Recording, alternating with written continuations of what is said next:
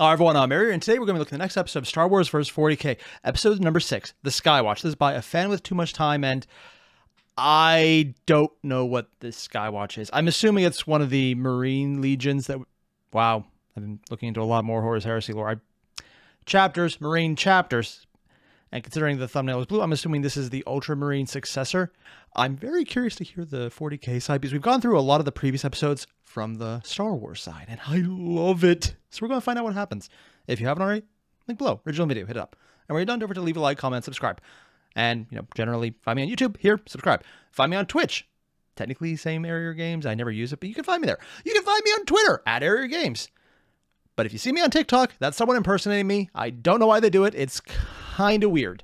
Just gotta throw it out there because I'm not on TikTok. I don't use it. But someone decided, hey, let's use this guy's face. It's very creepy. Yeah. So let's get started. Oh.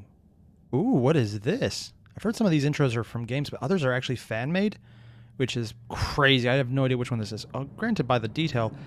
No, wait. I've seen some fan-made 40k things that have this level of detail. By cry of raven, we are drawn.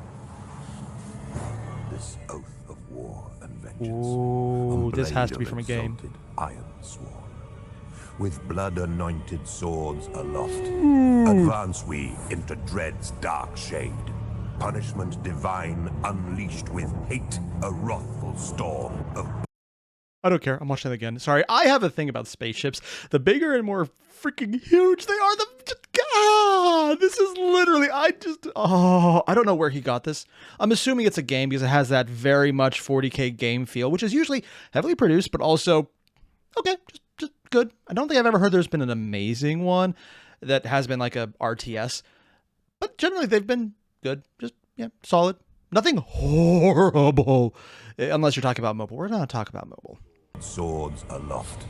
Advance we. Look how big those guns are. They're bigger than the entire ship. Punishment divine unleashed with hate. A wrathful storm of bolt and blade. Purged with plasma. This is probably like Battlefield Gothic or something. I don't know. For the Emperor, Knights of Caliban, the Lion's anointed angels of death. Wait, Dark Angels?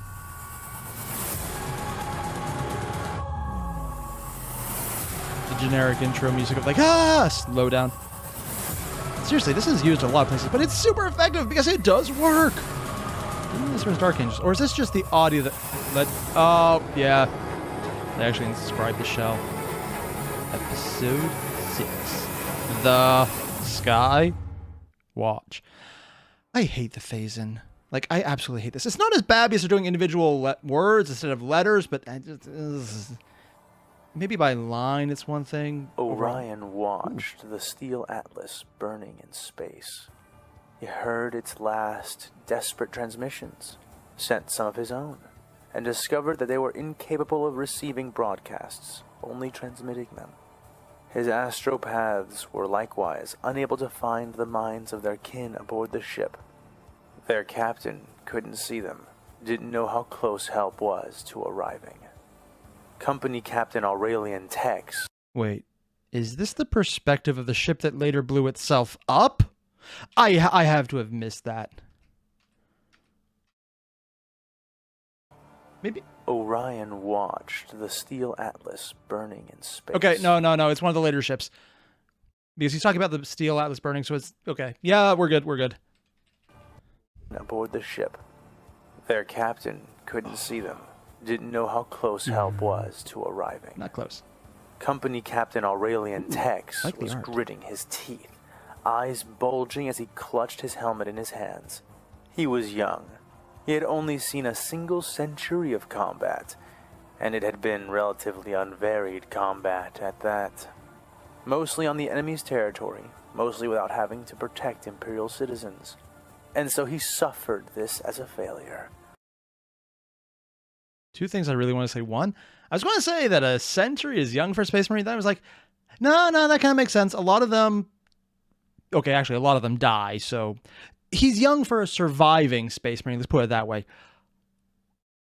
But then it's like, yeah, he's taking it as a failure because he didn't protect human citizens. And I'm just thinking, he's not a salamander. Dude. Sorry, it's just, as much as the Space Marines might be protecting the Imperium, they usually, minus certain chapters, are kind of horrible to normal humans. Outside of the salamanders, the black dragons, who are honestly some of the really cool ones. Hell, one of the official stories about them is literally them joking about their appearance. Like, yeah, if he was an ultramarine, they wouldn't be having this problem. And like just joking about a human being scared of them and just being super human about it. Like more human than any other Space Marine that's ever written. It's kind of insane. And also that's official and not fanon. But also, well, of course, certain offshoot of Sanguinius's line that we're not going to mention due to jinxing anything. But more importantly, just he's actually concerned about human deaths in the sense that it's his own failure, because most of the time, the portrayal, almost regardless, with very few exceptions, is, oh, people died. Not my job, don't care. I'm here to kill the enemy, and if the other people don't get out of the way and die, that's their fault. It's oversimplification. Watching the hololith not display wrong. before them as it depicted the wrecked remains of the Universe-class mass conveyor. It was a transport, he growled. It was carrying survivors. Discipline, Captain, the chapter master said. Do you feel nothing? No. Hundreds of thousands of people. Discipline, Orion repeated. Dude. Okay, one, I like that. I like the showing the discipline. Also, it's kind of implied that they literally just feel rage at everything. So, yeah, this is just rage specifically at that. He's not even wrong, just... Sorry, I'm still blown away by the fact that it's a Space Marine showing concern about survivors at all. Again, I know I've already talked about this. It literally is kind of blowing my mind, and I love that it's happening. This time he was heated, and the captain silenced himself. Yeah, The first shred of wisdom he had shown in too long, the chapter master decided. He was talented, but wild, too swollen by victory, as his display had proven. Oh. Orion would do something about that soon, but for the moment he put such thoughts aside. For despite what Captain Tex believed, Orion did feel, and he felt a great deal. It had only taken them moments to encounter a Xenos Empire upon entering the galaxy, and they had done as aliens do, leapt upon them when they perceived them to be weak. I love the best part about this. Every single thing he said is completely accurate, and yet also completely wrong. It is a Xenos Empire as they determine it, because any empire that doesn't go full human is a Xenos Empire as far as they're concerned, because they have technically during the Heresy run into empires that were human and alien working together harmoniously, to some extent, more than others, and they were Xenos Empires as far as concerned, and it's like, no, you die. Granted, I think they were also encountered by horrors, and that was just to prove a point that he was going evil, because he also just killed the humans, but technically I'm assuming it happened to a lot of other places as well, because it's the Empire and the Crusade. They kind of, with very few exceptions, the torch was more used than the diplomacy aspect, except for the people who became traitors later. We're going to ignore those as well. Yeah. But more importantly, I just love this art. I know it's a non-sequitur, it's really good. The part about being wrong was literally, hey, yeah, everything you just said is right, but also a human sent it. Yeah, Palpatine's human, and it was a human that did the attack. The aliens don't want to do this shit. Yeah, it's a human who did exactly what you said for the exact reasons you said. Yeah. Was disgusting. The irony is perfect. How could it be that in a universe where biological diversity and permutations should have been nearly unlimited, it was the common trend that anything smarter than a Grox always attempted to eat, enslave, or destroy mankind wherever it was found? Technically, he's not wrong. Anything smarter than Grox, including humanity. That's literally their own thing, even in the Imperium. God, I love the irony in this entire chapter already. Disgusting. His abhorrence grew into something even deeper as a bright flash in the distance signaled the death of the Atlas of Steel. The captain, manning a mortally wounded ship and otherwise helplessly watching as his crew and charges were abducted by the Xenos Raiders, had done the only courageous that's thing what it would look like from their a man perspective. in his position could and should have done. He had clearly instructed his tech priests to overload the warp reactors. Usually, death is not the most dangerous option. And a Being raided large usually portion of the alien fleet. All was silent as the crew watched with steel eyes and growing convictions as the Atlas of Steel shone like a star and then faded. What's the reaction going to be to the Orion tractor felt beam? so That's all. much then. Pride in the unknown captain of that transport, in his dauntless pursuit of his duty and the safety of his crew. Sorrow for the loss of hundreds of thousands of refugees that had been in his care, who had placed their lives in his hands when he had come to evacuate their entire subsector from the gnashing maw of the great devourer. They had left everything behind, had watched their worlds burn from orbit in order to deny it from the xenos, only to die in flame and void within this cruel new galaxy. But more than any of that, Orion felt rage kindle and spark within him, growing from the brooding fires that had sprouted before just regular angel. into a towering monument of his intolerance for the cruelty of the xenos and their aberrant lives. Yeah, of course, attributing to Xenos. Sorry, I just really am looking forward to the part where they remember, oh, there's humans. Not even remember, like finding out that the guy who's responsible for all this is just a human asshole Palpatine. I don't know if that comes up yet. I don't even know if it's been out yet. This is apparently a very long-running series, but that moment is going to be so very sweet when someone finally figures out, so the asshole in the Xenos Empire who we're fighting, that's responsible for everything, is just a human. God damn. I am so looking forward to this moment already. He felt this combine with his other emotions, allowing them to Black Rage is stir a bitch. into a storm within so him, many places. and yet he showed nothing, for he was a monument unto himself, carved by over 700 years of loss, pain, victory. God damn! 700. That is comparatively, almost rounding up significantly, a tenth of the Imperium since the Crusade. I mean, functionally less, but that's a non-insignificant point of time. Wow. No wonder he's at the 100-year-old guy was just an infant, basically. Or Death, young, not an infant. and more Close than enough. anything else, discipline. Contact the Skyward, Orion said.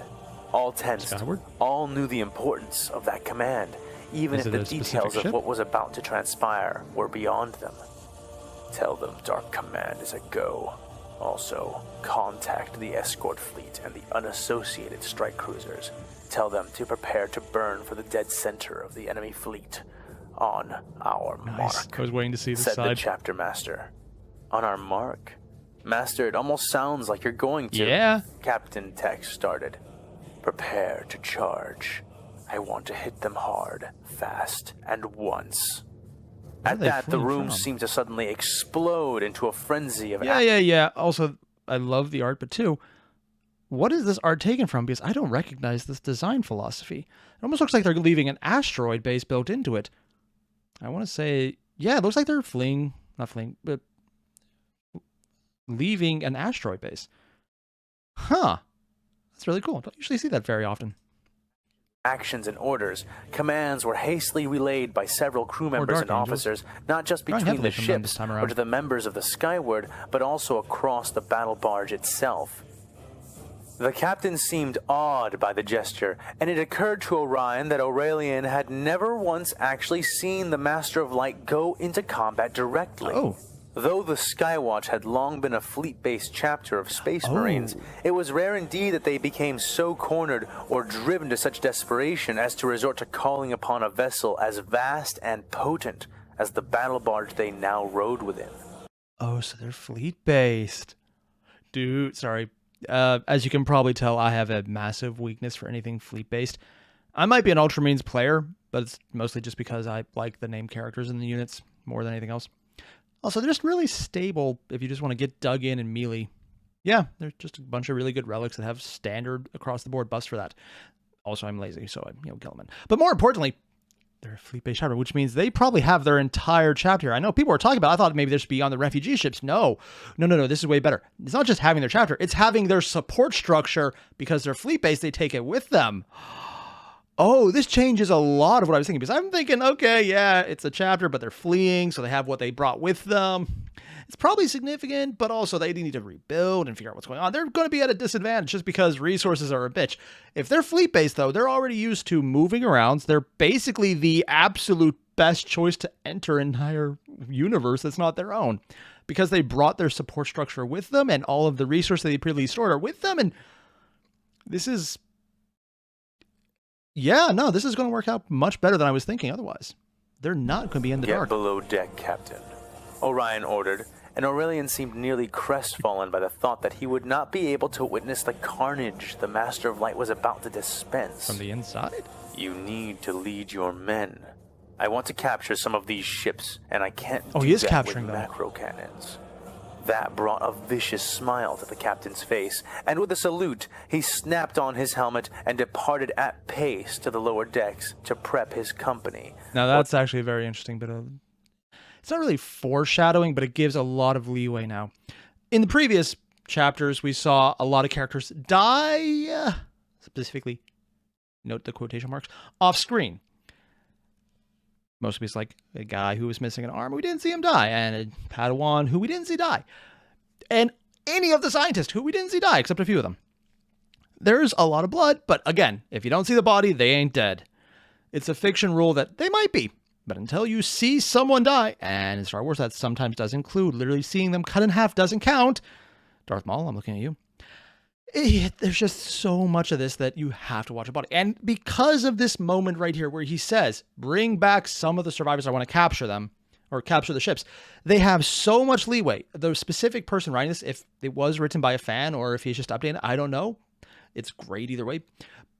But that point right there can justify any person being alive. Now, if they overuse and say, like, here's all of the main characters alive, you can do it. It's hard. Basically, the suspension of disbelief on this one, which is the important part to make anything this crazy work to start with.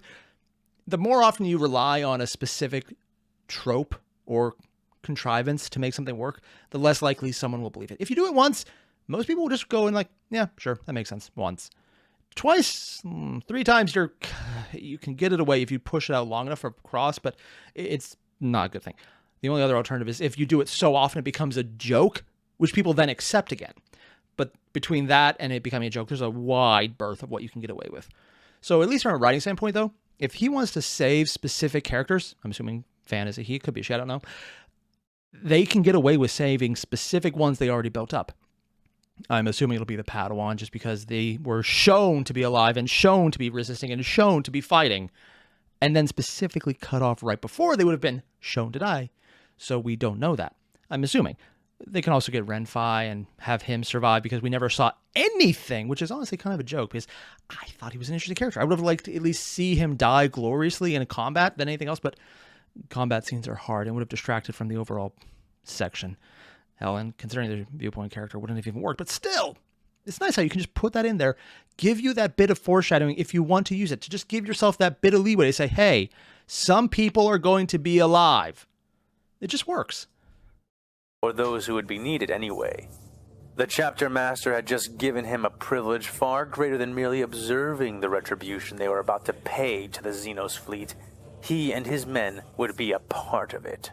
Was he the one who lost the arm? That was good for Orion as and grabbed the well, lightsaber? as it would mean that his third company and their new captain would be busy while the rest of the chapter went about securing the future of mankind from the most insidious of clutches.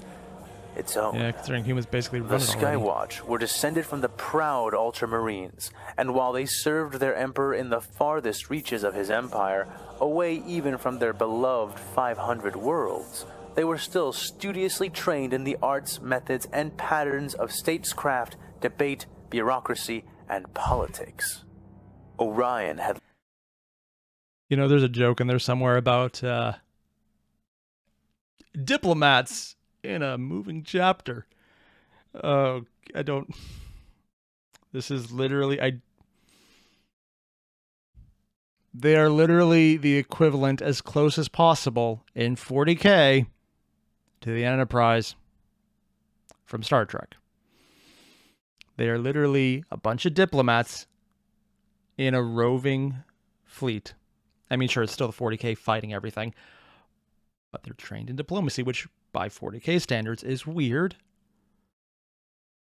And they're literally the Star Trek going about and just solving problems. I mean, sure, their problems are being solved with more guns. But by 40K standards, this is literally the advanced, enlightened Picard. It's a stupid equivalent, but it actually works. Lost count of how many times he and his chapter had been forced to utterly dismantle the decaying power structure of a high world or even a whole subsector after having saved said system from the throes of heresy and treachery. Yeah. But what he faced now was not a mere reorganization of an irredeemably corrupt societal structure, but rather the creation of an entirely new structure for an entirely new galaxy. He had not been idle in his weeks of warp travel, nor had his mind been consumed by purely martial pursuits. No, Orion had been... Weeks?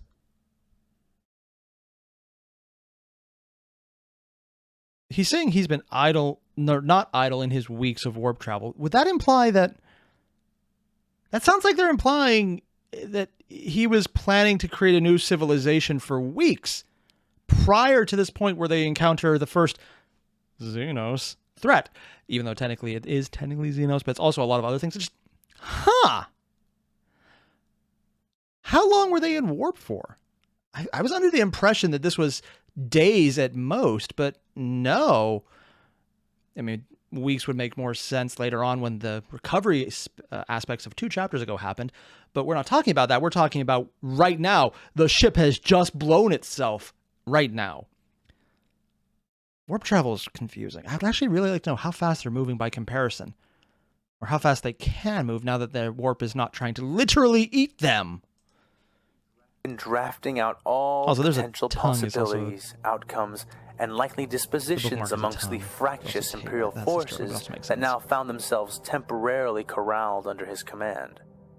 Soon enough, this temporary state would end, and the disjointed parts of the Imperium which he had brought with him, forged together by the emergency of the circumstance, would soon seek to separate once more, either to pursue their own goals or simply to preserve their own power. And yet Orion knew too well that this was impossible. What? No, go back. Wait, what? More, either to pursue their own goal stance, would soon with him, the temporary state would end. Amongst the fractious Imperial forces that now found themselves temporarily corralled under his command. Soon enough, this temporary... No, I did hear him right the first time. I thought he was like, they're going to splinter?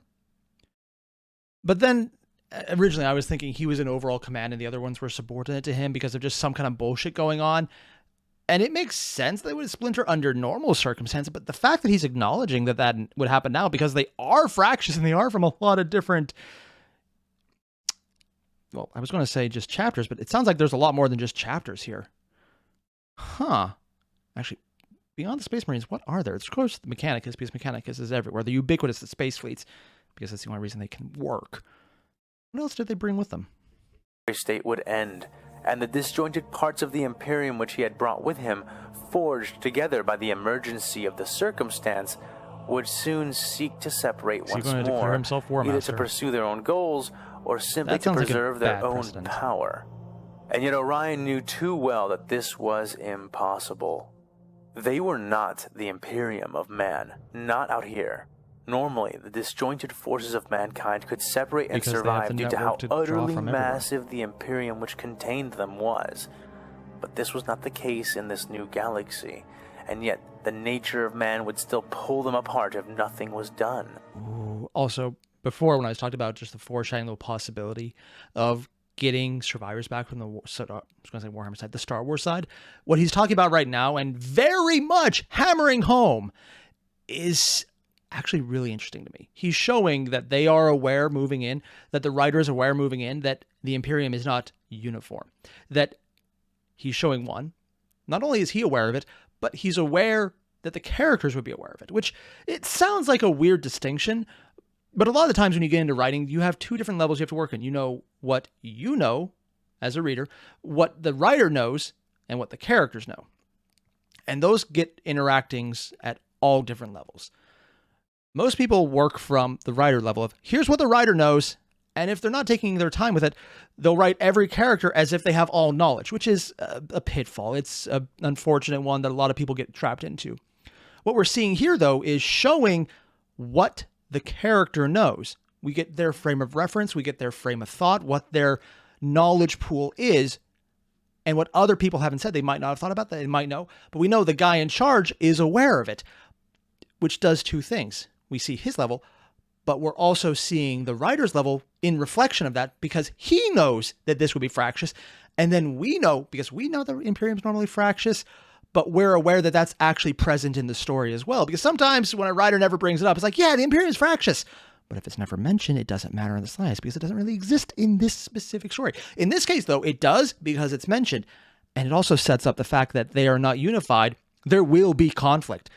If it happens later, and it happened out of the blue, it'd be kind of a what the fuck moment. You're betraying us out of this completely out of the blue plot-driven thing because we need it to happen just for conflict, which is what happens a lot of the time when you don't acknowledge these things in advance. Here, though, because he's acknowledging it now, because we're hearing about how they're fractious now, and they're normally going to fracture because that's kind of what they do, it makes sense when something bad happens between the Imperium faction and the other side of the Imperium faction, which is anyone.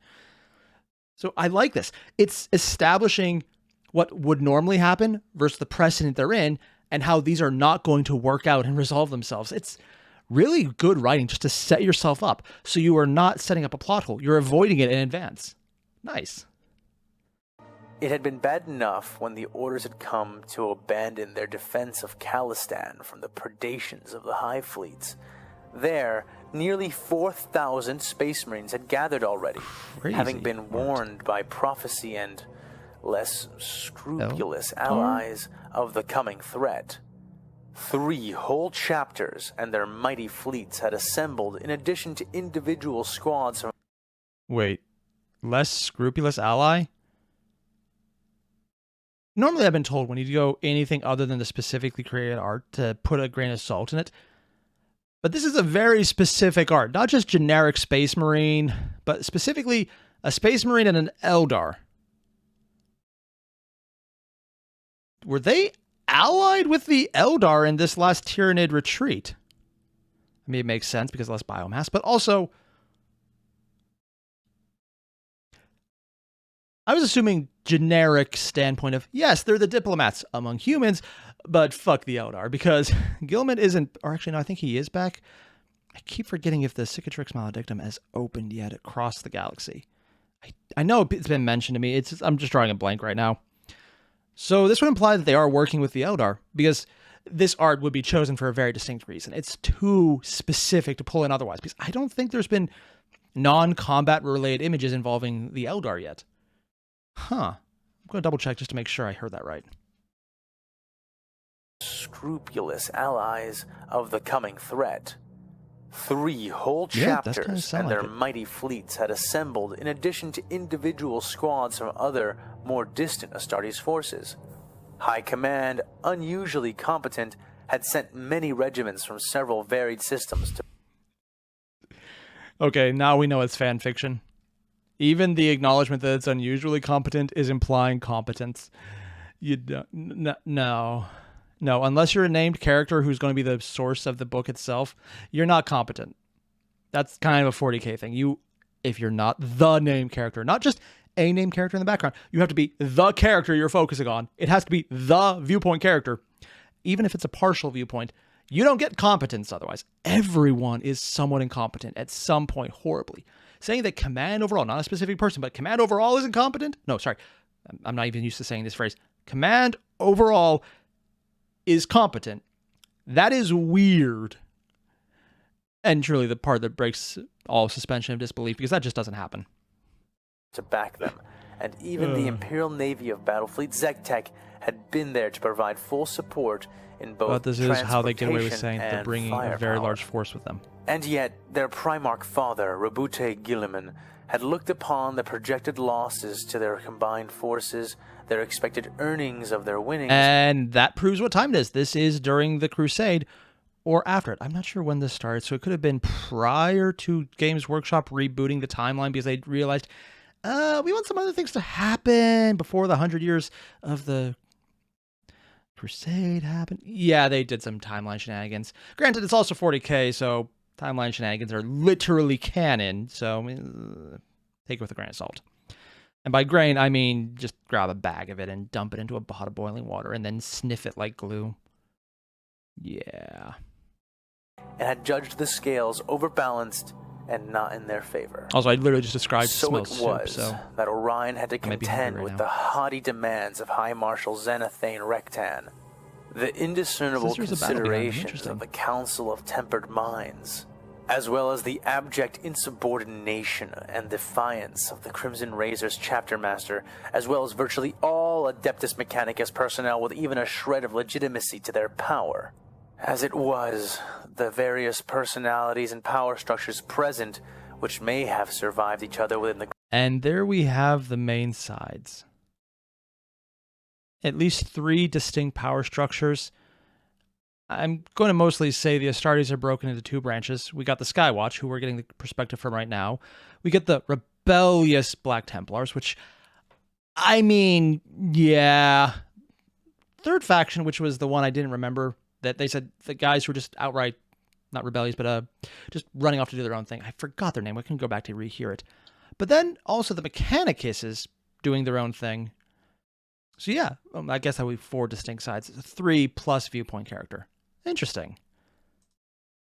greater context of the Imperium were now poised to become a recipe for complete disaster, both for them and the men and women in their care.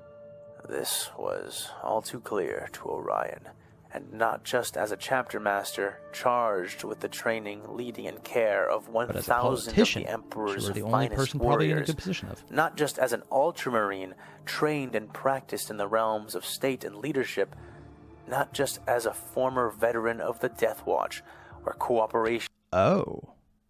That says 2 interesting things about him.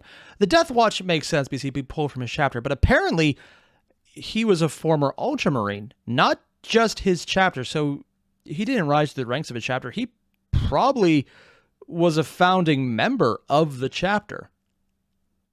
Oh, I mean, he has been around for 700 years. That does make sense. Just, wow. And the Death Watch would usually give him more credit dealing with Xenos incursions, so this is probably as close to Old Hat as you can get without having a big main canon named character. Huh, he's probably the absolute best person from the 40k side who can enter this based on that background alone. among disjointed halves was the key to survival. It was clear to him as... Ooh, I love these edits. Sorry, we've been having this entire image with the layered stories here and the Sororitas in the background. Again, I play Sororitas. You can see them behind me. Oh, actually you can't. Yeah, this is covering where I have them right now. A bunch more would be visible. They're boxed up because I just played with them. But just like this right here, I love these edits, like where you could see the sudden shifting of the eye.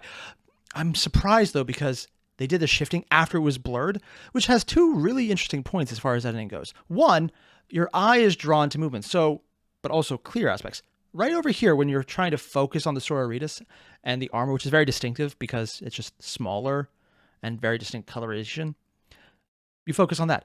But then because your eye is drawn to movement, and you just see this, like the eyes, right as they blur out, right as you're stopping to look, they then start moving, and you're like, oh, movement! It's in the blurred section, so they don't actually have to have such a clean edit. So even though the image might not look so clean, if it was unblurred, because it's blurred, all of the editing issues would go away because it's all going to be blurry regardless. So your eye's just drawn to movement. It's like, oh, sudden dopamine flash of, ooh, shiny. That's just so well done because it's dragging your eye from here to the back again. Just really cool edit. Keeps the scene interesting. It was clear to him as a man, an old man, who had known many others of his kind. But recipes could be altered, ingredients added, ingredients removed. Common and thus enemies it came down literally shooting to you in the his face do command that. To the Skyward, the most loyal and skilled warriors from within his chapter. Orion had not been idle for the weeks in warp travel. No, not idle at all. He had been referencing the Codex Astartes, the greatest single work of any of the Primarchs, and had begun the process of adapting it into a new work, a new structure, one which might save them all and forge them together into something stronger than their constituent halves. There's a joke in here somewhere about when faced with a problem, the Ultramarine writes a book. I don't even think he's wrong, but it's just, oh, wow. You can tell he was in the Death Watch because he's been exposed to a lot of ideas that a normal Ultramarine would not have any comprehension of, such as adapting this. It's not something low-level grunts and Space Marine equivalents do, or captains or some chapter masters. But this is something that has been shown time and time again whenever you get anything from Gilliman's perspective in Horus Heresy or 40k. The book is meant to be a very solid reference, but not gospel. And he's doing a really damn good job at showing that he was a very good Ultramarine before he probably went to the Death Watch and before he then probably founded his current chapter. I'm assuming he founded it just because with his age and having been where he was at, it kind of makes sense he would do that. If he isn't the founding captain, chapter master, whatever, I could be very wrong, but he definitely was part of it because he sounds like the kind of person who's been around long enough that they would have the experience necessary. This, though, interesting that he's actually physically reading the book because eidetic memory for every Space Marine is technically canon. So it's an affectation, but considering what he's doing, it actually makes sense that he would probably do that just as a moral support. It's a thing people do. And I guess Space Marines aren't actually exempt from it, which makes more sense because if he was exempt from it, it would actually make him less of a humanizing character. And they're very much trying to humanize him after the previous chapters where it was all, oh God, they're fucking terrifying, which they are. But here, this is their side, their humanization aspect. So he's giving them the plan to not die horribly. And I'm assuming we've just heard the factions described who are not going to listen to it. But it would all rely on the tempered hands and on the Lord Admiral A lot Rolla. of Dark Angel images used today. If both agreed to his method, then all others would be forced into place, their dispositions and ambitions be damned. But if he could only convince one, or worse yet, neither, he'd be lucky to split off peacefully. And that was the trick.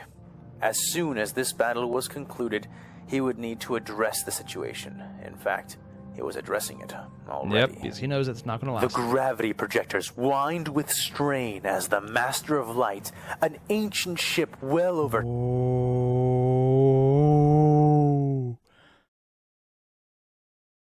The fuck? Is that an Iron Warrior symbol? It's probably just... not. It's probably not. I'm probably wrong. Yeah. Also, I love how this is already going to be some of the art he customized, because that's the sigil specifically for the Skywatch that we've seen around, including over the specifically captioned art for his throne room.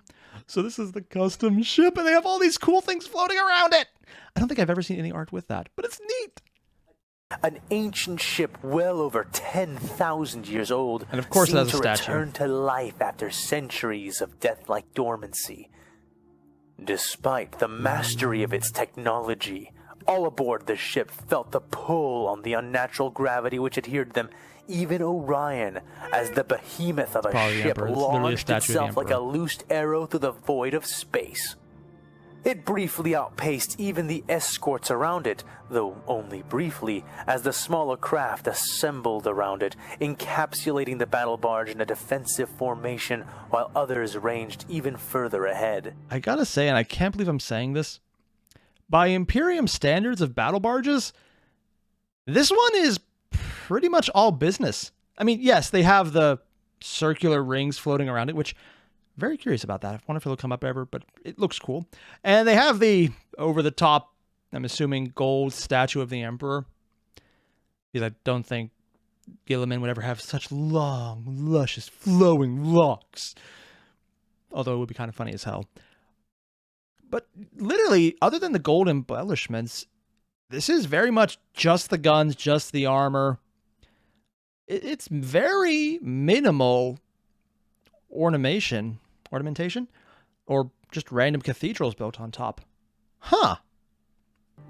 They were like fleas around the Master of Light, being a mere average of 2 kilometers long compared to Orion's venerable battle barge, which stretched 12 kilometers long and nearly 5 kilometers high. Dude. Even being as large as it was, the Master of Light was much faster No, that probably was in Legion because there's World Eaters right there. And there. Oh, when he said it was, oh, this is from the Great Crusade. Oh. Oh, this isn't just a battle barge. This is a really powerful battle barge. God damn. How the hell were the Ultramarines allowing this to get out of their control? Because this seems like a giant... Unless, I mean, did the Ultramarines even have a Glorion at this point? No, at this point they wouldn't because they blew theirs up in the first Tyranid assault. Yeah, never mind. Than any ship that would call itself its contemporary within the assembled fleet. Other than the statue in the rings, it's of the very tempered business. hands. Orion smiled, watching as first the Navy and then the Tempered Hands fleet themselves gave chase, unwilling one and all to be unmanned. Good. This would keep them occupied, keep them busy, a new enemy to fall upon, to examine, to defeat. It was as good a diversion as any he could have ever hoped for, though paid for in much more blood than he would have ever desired. Yeah. Meanwhile, the Skyward were even then executing his will, moving amongst the undefended carrier and cargo ships which held the vast majority of the survivors of the worlds they had evacuated. Ooh, sorry, I love this art just because it shows something that is mentioned in lore but not really shown as much. Cybernetic augmentation of Space Marines, like when they lose a body part. Like this guy has the metal leg. Usually, we kind of don't really see that because tabletop miniatures, and while you can hear about it from some people, it's usually the human level ones that have the cybernetics, and of course the tech priests because, I mean, it's the Mechanicum. Or, yeah, I just, they're all over the place. It's nothing but metal everywhere. Just cool art to see there. I don't think this is commissioned for them. I think it's just something they picked up, but it's nice to actually see reference to that. Rich and poor, pauper and aristocrat. The people, though. Some they were ordered to abduct, but most were to be slain, not obviously, but quickly, efficiently, and with as little immediate impact as possible. Their targets were pre-designated, chosen tactically by Orion himself after I thought they were talking about the people they just took from safety. I need to re-listen to this. What? Rich and poor, any he could have ever hoped for, though paid for in much more blood than he would have ever desired. Meanwhile, the Skyward were even then executing his will, moving amongst the undefended carrier and cargo ships which held the vast majority of the survivors of the worlds they had evacuated. Okay, no, these are the survivors they evacuated. Why are they taking specific people? They're taking specific people who would actually be able to work and getting rid of the chaff who would be rebellious, and they're probably most likely heretics. Because if you're taking everyone, there's always that population. Rich and poor, pauper and aristocrat. Some they were ordered to abduct, but most were to be slain, not obviously, but quickly, efficiently, and with as little immediate impact as possible. Their targets were pre-designated, chosen tactically by Orion himself after reviewing all of the known and possible data.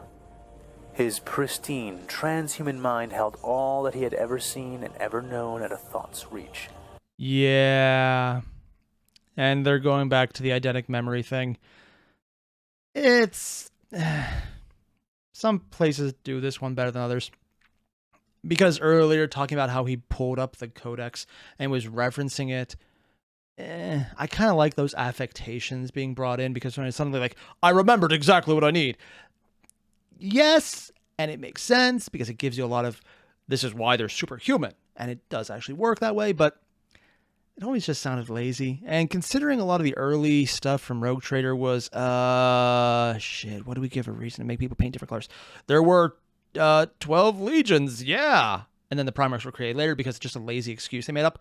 It probably was initially lazy. But that's more just my critique of Games Workshop's initial lore building being dumb shit they threw at the wall. I give you, and this is real, was it Sherlock Clouseau Obi-Wan Sherlock Clouseau is an actual canon Warhammer character who exists and has yet to be retconned out? but probably should be. But if they ever acknowledge that was a character, they would definitely face a Disney lawsuit. Yeah. And yet even then, he had deliberated greatly as to who was to go where on his list, and if they were to go on it at all. Getting the people they need. But the fact remained. He needed to be able to come before the Lord Admiral and the Council of Tempered Minds, not only from a position of strength, but with compelling offers, and the power to carry out those offers. It is both hostages and bribes of very competent people, as well as getting rid of anyone who might have stood against them. Useful, and Imperium-based. For this to be the case, some among the Martian priesthood would need to die. Because they would never others agree to it. Would need to be taken. For this to become reality, many, many lords, aristocrats, bureaucrats, administrators, and governors would need to die. Multiple governors? And not just How many them, systems did they evacuate? But unfortunately, because of the very structures they had created, their entire bloodline as well. Okay, so they're definitely playing into the idea that they know how corrupt it is, and if they leave them alive, they'll just keep doing the corrupt, and they can't do that because they're relying on them right now. Not just the general, fuck, it's good enough, which is really the entire premise of the Empire. It's not strength. It's, here's the strength, and everyone else is just, I don't care. Just let them do their own fucking shit because they give us what we need. And as long as you can do that, they'll let you get away with anything. If someone told me that there was a world out there that was explicitly xenos, but they regularly paid the tide and they just looked human enough, I mean, I fully expect to find out there is actually a world of Eldar who just shave their ears through some kind of surgical precision, which sounds really fucked up. And they are completely treated like humans because they overpay their tithe. And there's no way in hell anyone's going to be like, well, we could do something about it, but I mean, they look human, just like really slim humans who live a long time and also have the stone they talk about. I fully expect someone in the comment will be like, yeah, that's the thing. And also why they have to now get rid of the people in charge because they know they're not going to be compliant like that. This was ever the truth of the galaxy. Mankind needed to suffer so that mankind could survive.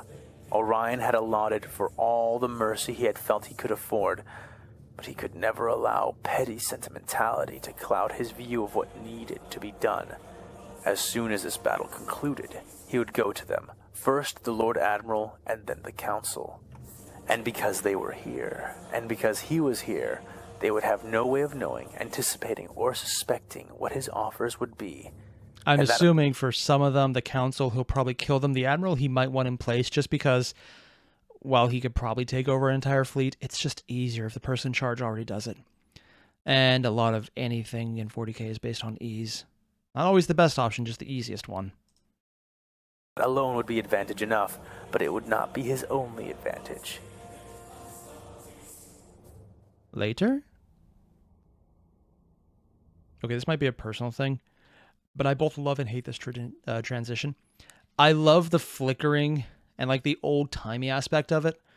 It very much gives me flashbacks of like, and the 70s, we're going to do this thing.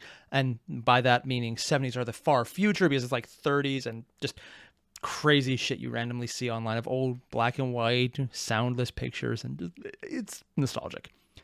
I hate the cutout though. I honestly wish that they just went full on screen, had it right in the center. But again, it's more nostalgia based for me. I like it. Yeah, see, I like it. It's good. Lord Admiral Rolla straightened her uniform, a habit which made her mentally wince. She bit down on the behavior, though the Admiral could barely fault herself for her unconscious nerves. She had spent almost an hour trying to determine what was appropriate to wear for this occasion. It was silly. She was well over 200 years old and had waged battle against she's older than a Space Marine captain. Rejuvenation treatments are a thing, and that would explain why treating the captain as being a 100-year-old neophyte essentially is accurate. Also, really, clothes? If it's someone old enough and rich enough in the Imperium to have a position and rejuvenation treatments, yeah, they're probably that kind of corrupt noble. I could be wrong, but void spawn and alien menaces which would have made the Primarchs themselves doubt shiver. She was the Lord Admiral, a veteran of crusades, defenses, retreats, and victories that would wither the souls of lesser humans. And yet, Even she found herself woefully underprepared for the request she had received shortly after the Now, battle. that is interesting. The fact that she acknowledges herself to be unprepared. Again, most of the time when you talk about anyone of competence in the Imperium, they're always building themselves up. And that's why I say talk, not actually be competent, because a lot of the people in the Imperium are not competent. Yeah, the reason why just forced charges of bayonets is actually something you can see every now and again. Ugh. But again, that's also because Imperium is not good. It's enough to get by, and they'll just let you slide with everything. I said earlier, I'm not going to re-rant about that. The fact that she can acknowledge not being perfect on her own end is making me think she's going to be one of the more competent characters, though, so that's interesting. Battle. A dinner invitation from a space marine. The fuck? Forgive me, Lord Admiral, but doesn't that strike you as... You're going to die? Said the head of her naval guard, Yeah. who had insisted on accompanying her to Oh, the he's event probably planning in to assassinate question, her. along with 13 of his men. Unprecedented, alarming, potentially lethal? She asked, still walking straight, facing forward with... Very interesting art for this specific Inquisitor. Also, I'm pretty sure this is the love interest of Caiaphas Cain. I could be mistaken, though. I haven't read the books yet, but I've heard this is probably her. steel eyes. I was going to say unusual, Lord Admiral. She laughed humorlessly. You always were one for understatements. They said nothing else for a time as they traversed the distance between the transit station and the Rusted Trust, a sort of inn or lodge which existed somewhere in Habosis. The guards flanked them as they made their way down the wide metal avenues, boots clinking and clanking against the grates which made up the floors. Above them were not ceilings, but more grated floors, Handcuffs? upward and downward, for hundreds of decks. And, all around them, the varied masses of the inhabitants of her flagship. Some scurried away from her and her retinue, hiding mutations or brandings which revealed them to be criminals. Others chanted prayers in their wake, rightly ascribing holy significance to the Lord Admiral of their sacred battle fleet. But most simply gawked, having never in their lives seen such high-ranking officers as the Lord Admiral and her bodyguards. Those among them with rank, the voidsmen and armsmen, saluted, bowed, or kneeled as they were passed, but they were not the majority. Okay, this is cool. This is something that, coming from Battlefleet Gothic and a lot of other media, you don't really see. The fact that these are cities, each and in every individual ship is its own right, either a city or a town if it's on the smaller end. The person in charge is essentially the mayor, the governor, or the equivalent of a governor in the United States state itself, and sometimes population-wise, that's entirely accurate. I wouldn't, well, depends what state. It might be Alaska's population, but whatever. More importantly, just, I like this, showing that the people who are there, who live there, who do their jobs, and are just there doing their thing, like you said, the criminals or the people who are mutated and just ignoring it because, fuck it, they're just doing it. And they're not that chaosy yet. We'll kill them as soon as we can, but we're not at the point where we can yet. I like how you show that. I like that they're seeing this. It's literally an almost useless transition scene of walking from one location to the next, which could have been glossed over entirely. And if less was happening right now, I would agree with this, but it's serving one very important function. It is showing the scope of not just her office, because you don't see that, but it's showing that this is a large, expansive internal environment, which is so neat to see because it's not usually added, because it's giving us detail to further expand on her role. It's showing what her command style is like. She isn't someone among the people, which I would never expect from anyone of power in the Imperium. That would be really weird. But it's showing what we should assume of her, which is usually a nice thing. Because if you just assume everything, you know nothing about the character. Here, though, we're showing, yes, no, she is this. She is competent. She can walk still, which, considering some of the rejuvenation treatments and how long they work on people and what it has done to some bodies in the Imperium, the fact that she can move on her own power is important to note. But yeah, this is something I like. I like seeing the world building aspect. And even if normally this would be a scene that doesn't add anything, it's adding that world. It's adding that interior to show the size of each individual ship. It's giving weight to her position. And That's important because it's building her up as a character. Having flat, boring characters like this person has this title means nothing if you don't show what it is. It's like saying this person is strong. Do you ever show it? No. Here, we're showing the reverence to her character. We're showing fear. We're showing respect. We're showing literal religious worship of her. This is good. And I love that it's being included. The rank odor of unwashed bodies, promethium, and stale air was ever present from the moment they had departed the transit station. And more, the Lord Admiral couldn't help but wonder why the chapter master of the Skywatch had asked to meet Either here, to kill of her all or to places. get her approval So, to work. are you planning on discussing the next battle? Suborning her. Where we go to next? Alvad asked her, Yeah, his technically that voice might be a way to coming put not it. from his covered, helmed face, but from the subtle communications augmentation she had installed in the base of her neck. No, but probably, she responded, speaking through the implant without moving her lips. Useful. Ostensibly, this is an informal event. I even had the option to decline, she added. Yeah, then why option. didn't you? He asked. Definitely real. She almost chortled at the very thought.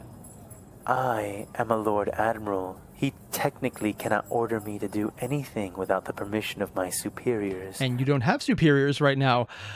And he's aware of that. And he's playing nice with you because politician. There's a lot of chapters that wouldn't do that. But the more I hear about this, the more I'm thinking he's definitely not killing her. One, because it would be really much of a waste on his part to kill someone that the lore is building up so much. I don't think the writer would do something that incompetent. But it's showing a lot of deference to a human, which is weird for a space marine. Codex studies separation of powers and whatnot. He may have been in command of the retreat from Subsector Anjulin, but I don't think any of us are under any illusions when it comes to how legitimate his commands would be out here. That being I don't think she's wrong. Illegitimate, yes, but also when it comes to power in the Imperium, it's all illegitimate because it's all backed up with I told you so. I know what I said. Technically, it's also wrong and right, depending on where you look. It's the big lie of the Imperium. There's really nothing underpinning it other than we'll kill you if you don't listen. And then there's a lot of religious fanaticism, but that actually came later on. So even though it's there now, like actual belief in it, originally it was because I told you so. That's basically the crusade. being said, I am not eager to earn the ire of a Space Marine chapter, the Skywatch least of all. I guess that explains why you're wearing your uniform to an informal event. So, you took it to be a subtle order, as opposed to an actual request. As in, I will kill you if you don't She listen. nodded. But why? Like you said, he cannot order you, subtly or He can otherwise. kill you brutally, though. What makes the Skywatch different from the Tempered Hands or even the Crimson Razors? They would just kill her. Lord Admiral Rolla shook her head in near disbelief. Captain, are you really unaware of the reputation of the Skywatch? She asked. Oh, you son of a bitch. A fan, you actually worked at exposition here about his backstory as to elucidate a character who has no idea who this is, which puts him into our position of having no idea who he is because he's not a named character in canon, so we're getting it now. It's literally the only type of exposition I can stand. Nice! Like, unironically, I usually like showing rather than telling. The one exception is when you take this formula of you have a character who's just lacking of information and you have another character who is telling them. Sometimes better done than others. It's easily overdone. And as long as this doesn't run on into flowing, effusive praise, because her character doesn't sound like it would happen, which would make it stand out as weird. This is actually a really good way to tell instead of show, because you're informing the uninitiated rather than telling the audience directly, which is a huge difference, but that little framing feature does make a lot of difference if done well. And we're about to see it, because so far the setup for it is actually really good. Bet shook his head before responding. Of course not. My homeworld was Yevon Secundus before the Navy. The Skywatch saved my planet from 2 insurrections and several greenskin incursions. We fly their banners in several places of honor. They are renowned, beloved, and we venerate those of us who were recruited by them during their visitations. Oh, he's a recruiting world. And that's exactly my point, Rolla snapped through the comm. The Skywatch are control freaks, maybe even more than their brothers back in Ultramar. They reform almost every world they quote-unquote rescue, always finding some cause or reason to uproot the existing aristocracy or nobility. Oh, wow, more control freaks than Ultramar, than the Ultramarines. I mentioned early on, I heard that, I think it was the Crimson Scorpions, that were the ones that were super fanatical followers of the book, but more control freak than the Ultramarines. God damn. And I get from her perspective, it looks like that because Imperium, when you have nobility, from the outside, it probably looks like that. I'm probably going to side more with the Space Marines on this one because, in general, every goddamn system is a failure when it comes to just people being allowed to do all the dumb shit they want. And that goes for the Space Marines when they take over as well. Generally, unless they're specifically Ultramarines because of plot reasons, and even then, not always them, most systems that are allowed to run themselves because the Imperium's laissez-faire actual approach to running things, unless they specifically need something. Yeah, I know, the Imperium's actually very laissez-faire, which is, for someone who doesn't know the term I'm using, I don't actually mean this in the sense of just do whatever you want.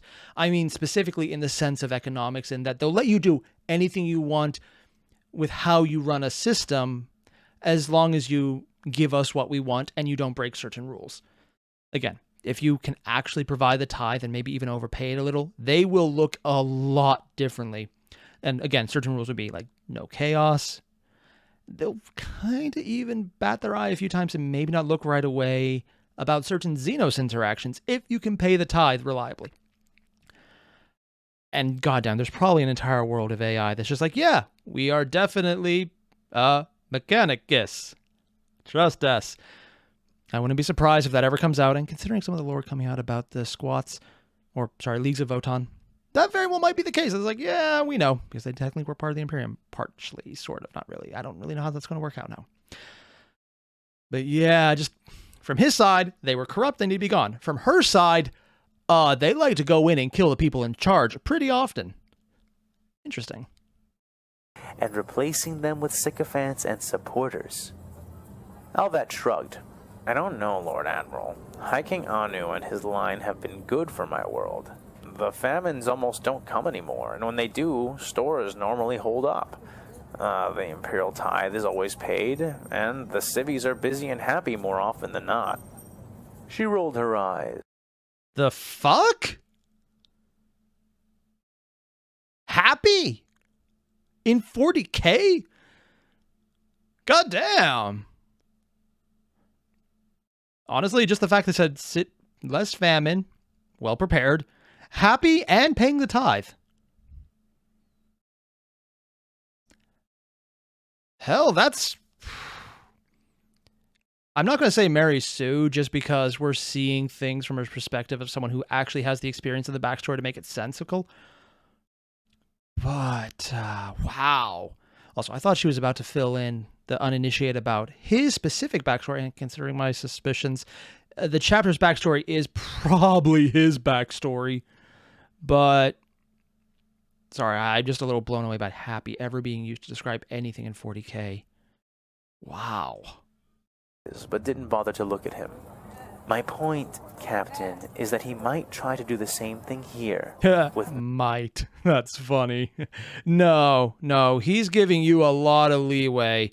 If he wanted to kill you, you would be dead. He's very much in your court on this one. I could be mistaken, but I really doubt it. Whether or not he would succeed in killing you, because he might not be willing to kill you out and just let you work as a semi-hostile, but also very much aware of his power position. Not completely subordinate to him, but understanding that, yes, you listen to me because you want to. Also, if you stop wanting to, I will kill you. Might be that kind of situation. Dude, I like how we're getting more of her character by what she's annoyed about. Because this guy's like, yeah, they worked out. I'm kind of okay with the system they put in place. And her is very much the noble position of, how dare he do everything to do this? So she's very much more standard Imperium, but probably competent because she did see her own shortcomings in the sense that she wasn't prepared for something. Again, when you hear some of the canon internal monologues of people in Imperium, it just, oh god, the self-effusive self-praise, it's literally nauseating. Me even. Again, Alvat shook his head. With respect, Lord Admiral, I think you're being too hard on them. Yes, but They are also she's loyal, completely right. Through and through. I wouldn't doubt it for a second. The Lord Admiral sighed as she stopped and looked up at the patchy plascrete sign that adorned the large, round entrance into the rusted trust. What? I don't doubt their loyalty either, she said as she stepped forward and pressed the door chime to herald her arrival. The door hissed and squealed as it rolled Is this canon open. or something they chose? It's who they're loyal to and As how of right they now, to manifest themselves. that loyalty that makes me nervous. Very long body. Infighting in the Imperium, and the fact that even though they're literally fighting a battle externally with the Star Wars universe, their immediate concern in the first chapter, back on this 40K perspective, is internal conflicts, killing people who are going to get in their way and leaving the ones, well, kidnapping the ones who they want. And the Imperium's human main representative being aware of probably what's about to happen. And that's like, yeah, he's probably cooing this right now. Because as far as anyone's concerned, he can declare himself emperor, and there's no other emperor to really say anything about it right now. Which would probably piss Palpatine off even further, because he's not emperor yet. Someone else beat him to it. And might actually be better at it than he is. Honestly, if they can set up nice systems, take over a confederacy, that actually might work out pretty well.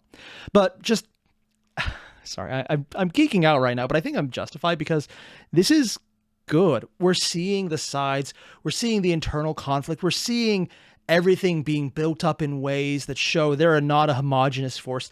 They are a collection of people who were working together because they had to, and now that they don't have to anymore, even the threat of the current battle they're in is less terrifying because, again, guaranteed death of Tyranid is usually more terrifying. So they're going to disperse. We know that's going to happen, and he's going to try to hold it together, and he is going to fail because there's just no way this plan works out.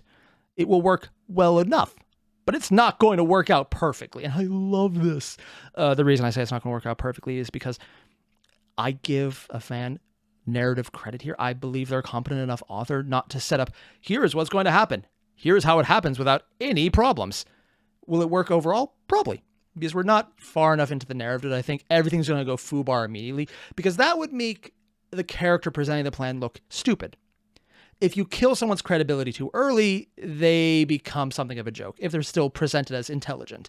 But if you make them too successful, too often, too many times, just two, then it doesn't really work out either because they become a Mary Sue character. Showing someone is mostly right, and by human standards, that's kind of insane just on its own right, is enough to get the piece across. So it just... I believe Fan is competent enough to just give enough to make it work, enough to set the premise, enough that we know they're going to break up, we know there's going to be multi-internal factions fighting, and that it's not just Star Wars versus the Imperium. It's Star Wars factions versus Imperium factions versus probably Alliance factions, probably joint factions against the other joint factions. This is going to be a giant political mess. And I love this because complexity in these kind of interactions are something I crave reading. And God damn. It's being set up so well, you can make these assumptions. And I feel very confident. No one's going to correct me too much on this. Other aspects, yeah, probably a lot. But on this, the fact that it's going to break up and it's being foreshadowed brilliantly, I feel very confident in that assertion. This is neat. So if you haven't, there's a link below to the original video. Hit it up. If you haven't, subscribe. And if you haven't, leave a like. And if you haven't, go watch the original. I'm assuming you have, but do it anyways. Or just let it run in the background to get more view time. But do that. When you're done, don't forget to leave a like, comment, subscribe. Find me here, subscribe. Find me on Twitch. I won't ever use it again because I just don't care. Also, I only stream on YouTube, but I have it. Find me on Twitter, @Airier Games. I actually use it pretty frequently, mostly to look at abridged stuff and cat pictures. Honestly, if you want to look at abridged creators and cat pictures, it makes Twitter actually usable. As long as you do literally nothing else. Yeah. But if you see me on TikTok, that's not me. That's still someone impersonating me, and it's very annoying. Because I take my face and put it on just random clips from TV shows, and suddenly it gets like 300,000 views. What the fuck, man? Ugh, it's like they broke the system I didn't even know existed. Yeah. It's all the same. Links below. Hit them up. I'll see you guys in the next one. Adios.